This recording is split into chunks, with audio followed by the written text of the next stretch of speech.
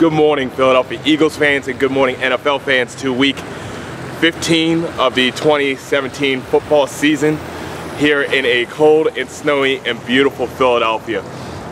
Where this week, our Eagles come back on the East Coast, still an away game, but travel up to MetLife Stadium and take on the New York Football Giants. Now, last week, our Philadelphia Eagles played out in Los Angeles in about 81-degree temperature. It took on a very dangerous Los Angeles Rams team. A team that has found an identity with Jared Goff and McVay and Todd Gurley and has put up plenty of points this season against all their opponents. And it's expected to be a fireworks show, and that's exactly what it was. Todd Gurley proving that he's the truth, he's legit, especially against the #1 rush defense. Todd Gurley put up some numbers. He did very well, not just running out of the backfield like I said, but also catching out of the backfield. Absolutely dangerous. McVay and Goff. It's going to be a pretty dangerous combination for years to come if it's going to stay that way. And it looks like it's going to be a little bit of a rivalry between Carson Wentz and Jared Goff, not in a bad way, but always comparing the #1 and #2 picks. And it lived up to the hype. It really did. Of course, our Eagles come away with a victory at a cost, 43-35. Reason why McVay's done very well is not just the game plan he's had for Goff, but also surrounded himself with a good defense and good special teams, as we found out, where they're able to get interceptions and then capitalize on a block punt. Almost had 2 block punts, one that was returned for a touchdown. I loved how our Eagles fans dominated the stadium again out in Los Angeles, and our team found a way to win. As I've always said, good and great teams, no matter what, find ways to win. And I can't help but to make a comment, one now, a little bit later as well, that even when we lost Carson Wentz, we found a way to insert the next man up, Nick Foles, have a crucial pass to Nelson Aguilar, and seal away a victory. And at the time it was 37-35. And of course the last play of the game with Brandon Graham intercepting a lateral and running in for a touchdown. But this week, in my opinion, we face a very dangerous New York Football Giants team. And I know you look at the record, even look at some of the scores that you've seen this year, you say, how in the world can you say that this is a dangerous New York Football Giants team? Because if you look at the record, just look at the record, they're 2-11. They're exactly opposite of what we are this year. They've been a hot mess this whole season. So how in the world can you call them dangerous? And I'm going to tell you exactly the reason why.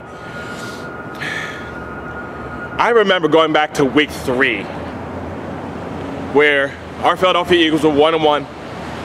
New York Football Giants were 0-2. A very desperate team to get back on a winning track and get back to where all the experts picked them for the season, winning the NFC East and being a force in the playoffs.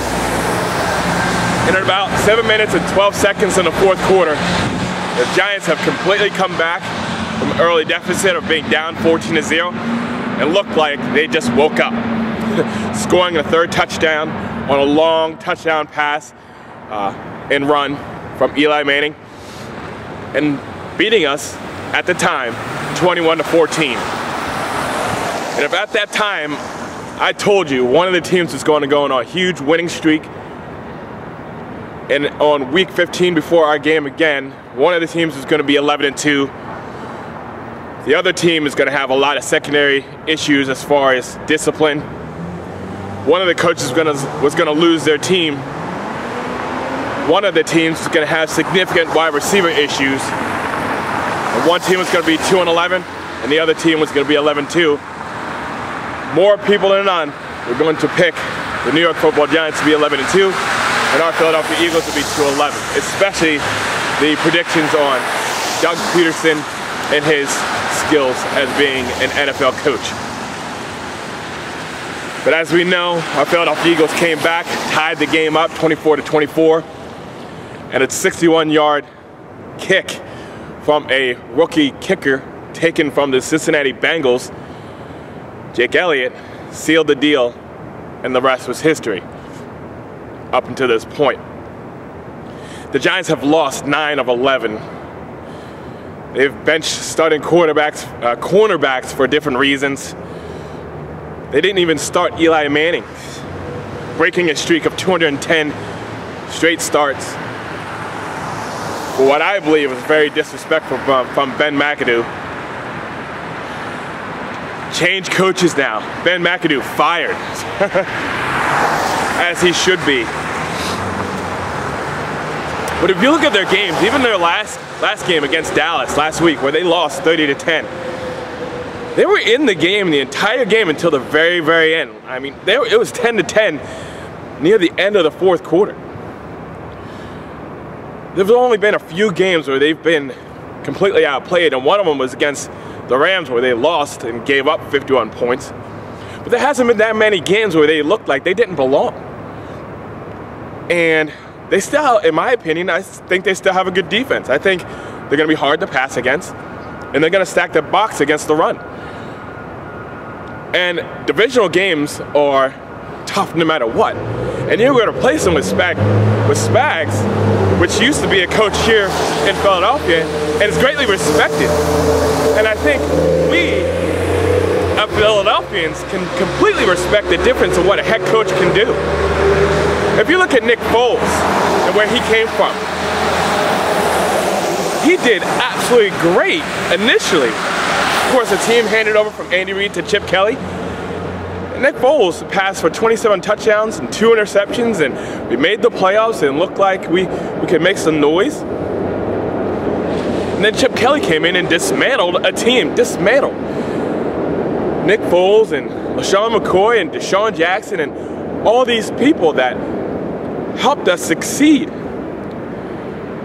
didn't trust the players to learn the offense to the point that they can make the decisions on the field, forced our players to look off to the sideline because he had to be the show here in Philadelphia. And obviously it didn't work out to the point that a very stable organization, the Philadelphia Eagles, that stick with their coaches. Andy Reid was here for years.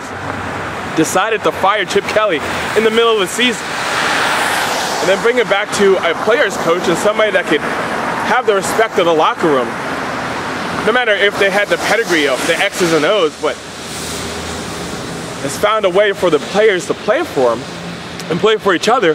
And now we're sitting as the top seed in the NFC in week 15. The Giants are no different. Tom Coughlin has won 2 Super Bowls. He has done enough with the team to have credibility and knows what it takes to win. And it was handed over to Ben McAdoo. And everybody talked about how smart he was and how he could run the offense and what this would mean for Eli Manning. And the fact of the matter is, he didn't have the locker room. He didn't have the respect. He started benching players for different reasons. They're having discipline issues. And then, of course, the straw that broke the camel's back was how he handled Eli Manning. And I can't believe as an Eagles fan, I'm defending Eli Manning, but that guy has won the New York Giants 2 Super Bowls, a 2-time Super Bowl MVP. You don't do that to a guy like that. So I say all that because now that they've intelligently moved on from Ben McAdoo, you better believe they're going to find a replacement. They're going to do that for this season with Spags. They're going to find a replacement next year. Within a year or two, they're going to be right back in the thick of things because they have what it takes, especially getting their wide receivers back because they've been hit by injuries like the rest of us at their wide receiver, and they'll be right back in it. But this is getting late in the season now.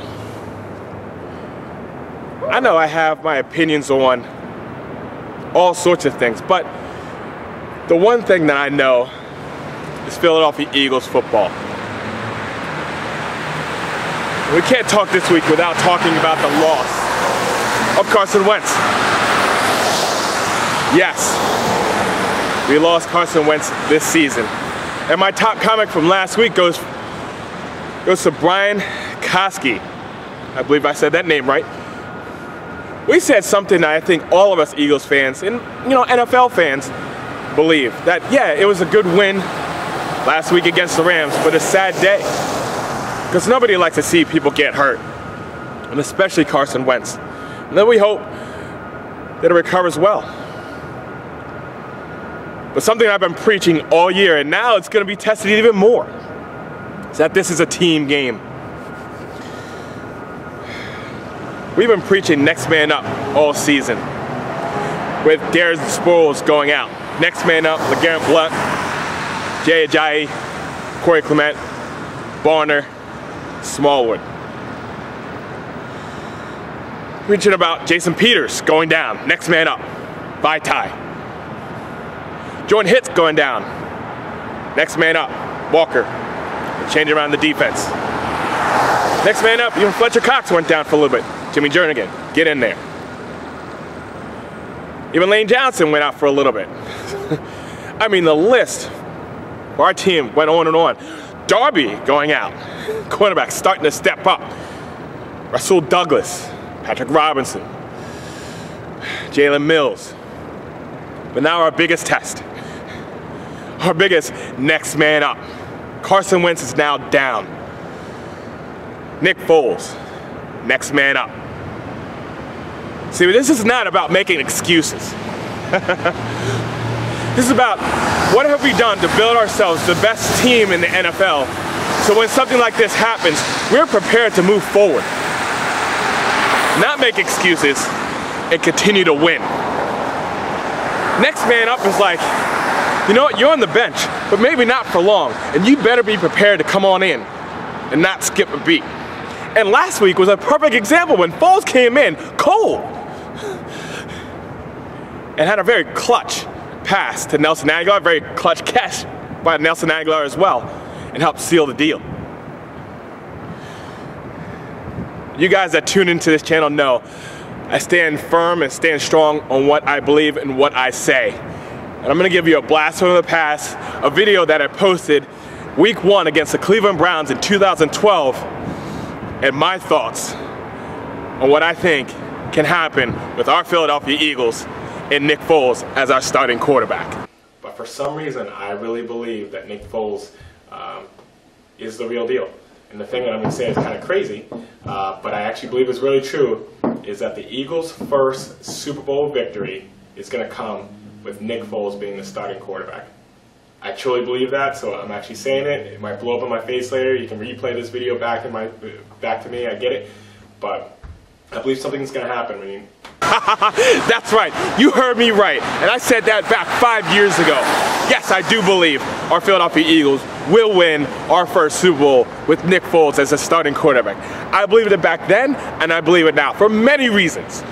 Many reasons. I have not given up the hope.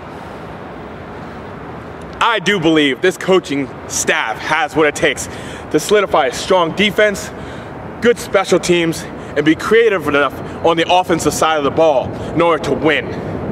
And not just win a couple games, not just to win the NFC East, and not just to get the #1 seed, but to win the whole thing and have a snowy parade down here on Broad Street.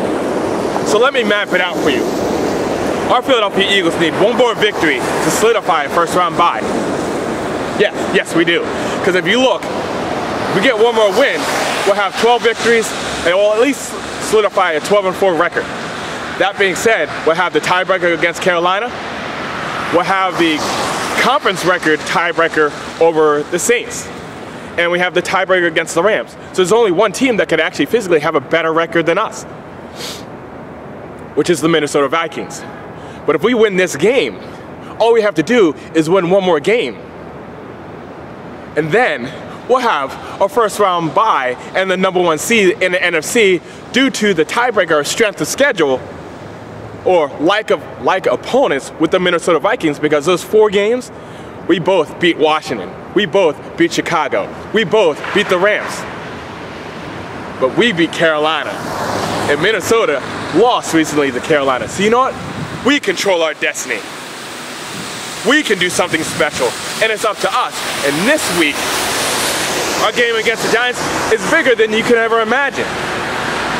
It's bigger than just pride. It's bigger than just figuring out what Nick Foles is going to do for our team. This is about having the playoffs come through here in Philadelphia.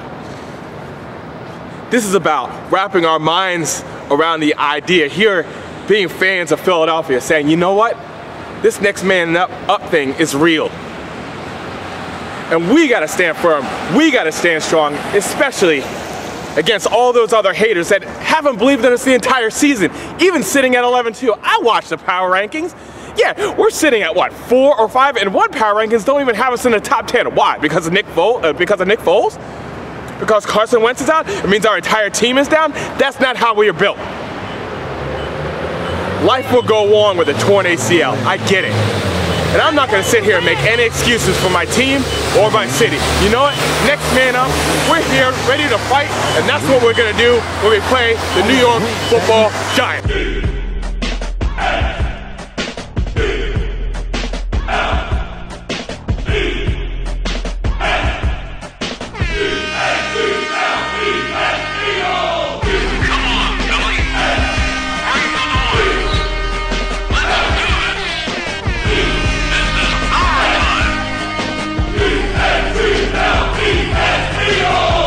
So next man up football here in Philadelphia. No excuses. Let's go take what belongs to us, not just the NFC title, not just the #1 seed. Let's keep rolling. Let's keep moving. Nick Foles, I believe that you have what it takes in order for us to win the whole thing. Let's show our heart. I'll be there to see it firsthand, so feel free to come down and give me a hello. And let's do this the entire day. Let's go, Birds. Let's beat the Giants. Go, Birds. E-I-G-L-E-S, Eagles! Beat the Giants and go Birds!